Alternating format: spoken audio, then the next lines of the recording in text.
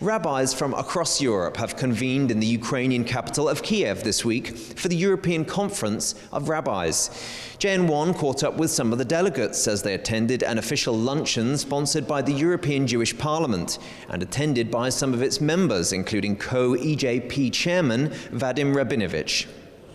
The Conference of European Rabbis is the primary Orthodox rabbinical alliance in Europe, uniting more than 700 religious leaders of the mainstream synagogue communities in Europe. The rabbis meet twice a year in one of the European capitals, including a visit to the local Jewish community and political meetings with the country's government. We are encouraged by what we see in Ukraine. Ukraine is a wonderful Jewish community. We were invited by Chief Rabbi Yaakov Bleich, and we're just now invited to the Brodsky Synagogue for a luncheon with the president, Mr. Vadim Rabinovich. So we're looking forward to have lunch with him now.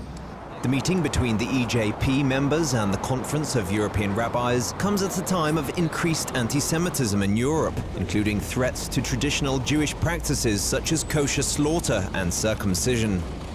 There is a new secular onslaught against religious practices, not only against the Jewish community, but also against other communities, immigrant communities.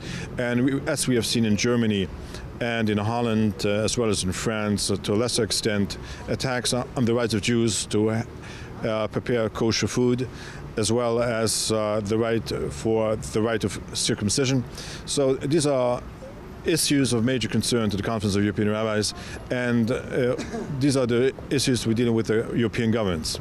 The next Conference of European Rabbis will be in the spring of 2013. This is Vincent Mundy for JN1 Kiev.